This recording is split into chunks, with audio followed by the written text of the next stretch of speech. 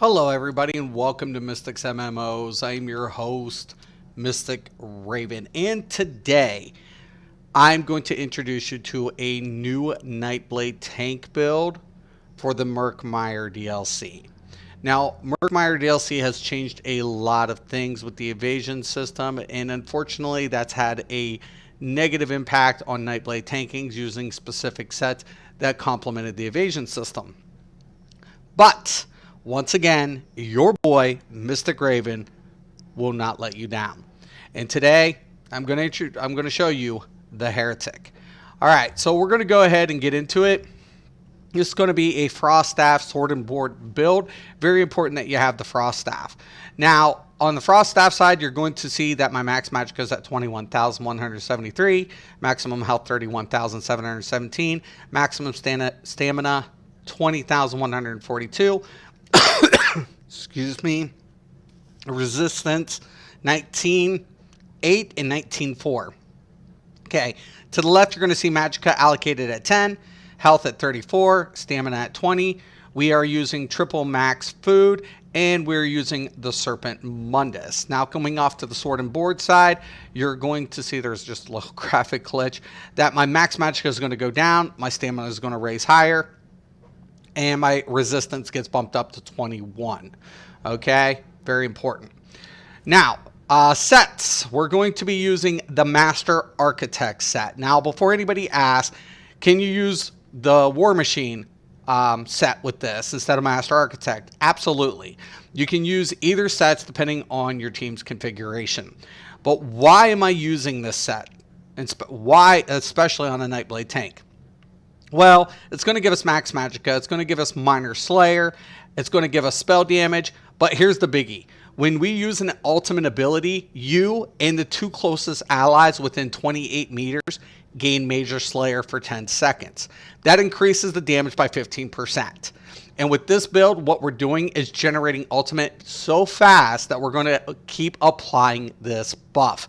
So yes, it is very effective and very resourceful. Now, you're going to want to go ahead and get the Mace, Infused, Crusher Enchantment. You're going to also want to get the Shield, Infused, Max Stamina. You want to get the Frost Staff, very important. Why do you want the Frost Staff, not double Sword and Board? Well, let me show you guys something. So I'm going to go ahead and I'm going to just spend all my stamina. Okay. Now, here's the deal. When I block, I can't gain stamina, right, on the shield side. When I bar swap to the Frost, that allows me to do what? Regen stamina, because Magicka, block on Frost, costs Magicka. And where you see that is in the Destruction Staff on Tri-Focus. So while a Frost Staff is equipped, blocking costs Magicka instead of stamina. When you're blocking with the Frost Staff, guess what? You're regaining stamina. If you're blocking with the shield, you're regaining Magicka. So since Somerset, I've always told people, if you're a tank, you should be having a Frost Staff on one bar, Sword and Board on the other. But hey, what does Mystic know? More than most. Okay, so there you have it. Frost Staff, weakening enchantment, decisive. Keep in mind, we want to generate more ultimate as fast as possible, and that's where decisive comes in hand, because it's a two-handed, we get a 36% chance for the increase. Really nice. We're also going to be using Blood Spawn. Why Blood Spawn? Stamina recovery, and when we take damage, we have a 6% chance to generate 14 ultimate. That goes hand in hand with the decisive trait when you're on the Frost Staff. Now, your resistance is already going to also get bumped up. So even though we're at 21 when this kicks in, we'll be sitting at around 28. And we don't want to go over the 31 as much as possible. So we want this medium infused multi-infect enchantment. Curse of the Dragon. We're going to use the Akaviri Dragon set. Why? Magicka recovery, healing taken, max health, reduces the cost of ultimate by 15%. Keep in mind with the Architect set, when we cast an ultimate, we buff two other players. So that's why we want the Akaviri. We want to reduce the cost so we can keep buffing our team. So, yeah. Infused multi-effect enchantment. Also, blood spawns epilots. Light, sturdy, max stamina. Very important that you have one medium and one light because of the Undaunted passive. Undaunted metal, 6%. Okay, very, very important. Okay, Girdle of the Dragon, sturdy, max stamina. Gauntlets of the Dragon, sturdy, max health. Greaves of the Dragon, multi-effect enchantment, infused. Sabatons, sturdy, max health. Now, here's the deal. We're going to use Weapons of the Architect. Now, if you want to go with War Machine, you can do that. But, very, very important that we want the jewelry. Okay, now we are an Argonian. I'm not a vampire, but Argonian, if you are an Argonian tank, you want to infuse these 3. Why? Because of the passive to the Argonian. Okay? So resourceful, when we drink a potion, we restore stamina, health, and magicka. So we want to reduce that cost.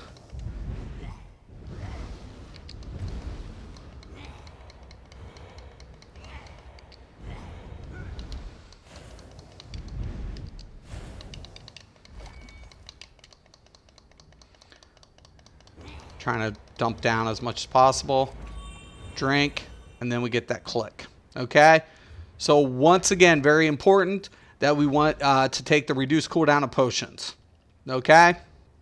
Now, skills. Let's get into the skills here. Sword and board side. Silver leash, this is our pull. So if something's away from us, we don't want to have to run down and get it. We're going to use silver leash. That will pull and add to us. Keep in mind, bosses are immune to pulls. Okay, Pierce Armor, what can I say? Major Fracture, Major Breach. If you're not using this as a tank, you do yourself a favor and fucking retire. Heroic Slash applies minor maim. Also gives us minor heroism, granting what? 1 ultimate every 1.5 seconds. Keep in mind we're using Decisive. We're using Blood Spawn. We want to generate ultimate at a very fast pace. Plus, we're using those Nightblade passives that also help us generate ultimate in siphoning. Okay, so when we Catalyst, we drink a potion, we gain 20 ultimate. Right? Really nice. Also, when we transfer, casting a siphoning ability generates 2 ultimate. So we definitely want to utilize this. That's another reason we're going to be using the Leeching Strikes. You can put Sap Essence on there. I wouldn't recommend Swallow Soul. Okay. Now, Elemental Weapon. Very important why I have this on here. It serves 2 functions. One, very important, is the Concentrated Barrier. I need a Psijic Order ability on both sides to get the damage shield. So when I block, I get a damage shield. I rotate, I have the ultimate, I get a damage shield. Okay? Just comes in handy. Plus, the ability itself, right, can apply a status effect. So if I apply Concuss, they're taking extra damage. If they get chilled effect, that applies maim. Okay? You see where it's going. So, very resourceful. Spiked Bone Shield for mitigation for ourselves and our party members. Aggressive Warhorn, this is our primary ultimate on boss encounters, but you don't have to use this towards mobs.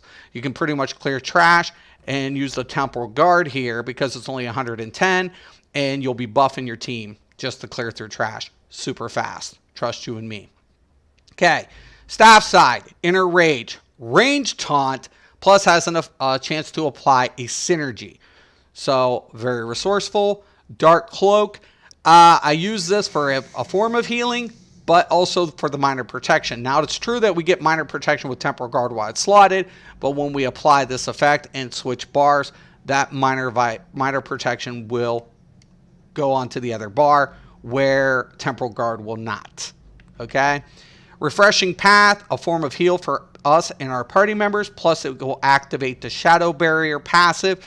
Very important for Nightblade tanks, because when you apply this, you're getting your major resolve and major ward.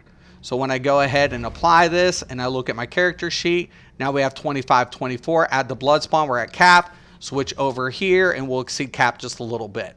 Okay, that's why we don't need resistance gear. All right, there you have that. Also, keep in mind Leeching Strikes. I went over this. We're going to get ultimate for casting it. Plus, it's a different a good way of sustaining your stamina on shield side. Now, if you want to use the other one for Magicka because you're having a harder time sustaining Magicka, you can do that. That's an option, but you definitely want to have this on your bar. Mirage. Now, keep in mind, Major Evasion is not as important on the Nightblade Tank, but I like this because I get the Minor Resolve and the Minor Ward, so it does come in handy when I'm in between Blood Spawn procs. Okay, there you guys have that. If you want to use the Shadows, you can do that. Okay, that's an option. All right, and of course we went over Temporal Guard. So really, really good shit. All right, now let's go over the champion points really quick, shall we? We'll start off into the tower. Okay, 26 into Warlord, 19 into Sprinter. I don't want to stay him out. Tenacity, 6.17. Arcanist, 37. Mooncalf, 37. Healthy, 64. Coming into the Shadow, we don't have a lot in the Shadow Ward because we're using sturdy. 19% is more than adequate, especially if you're running out of resources with a Sword and Board and a Frost Staff. You might want to practice some more, boys and girls. Tumbling, we will not be roll dodging very often, but when we need to reduce that cost. Coming into the Apprentice, 23 into Blessed, 8.12 into Elemental Expert, 55 into Erosion. We want this Foresight passive. So very important that you stick to the layout of the champion points in this build. Okay, 40 in Master at Arms. Why? We want Repost and we want Retaliation. 120 for the Last Stand. When we fall below 20% health, we get Major Heroism. That's granting what? Another form of ultimate. Yes, please, and thank you. Thaumaturge, 28. Piercing, 55. Mighty, 37. Okay, coming into the Steed, we have 51 in the Ironclad, 41 in the Spell Shield. Now, I'm not a Vampire. If you go Vampire, keep in mind you will need to raise Elemental Defender.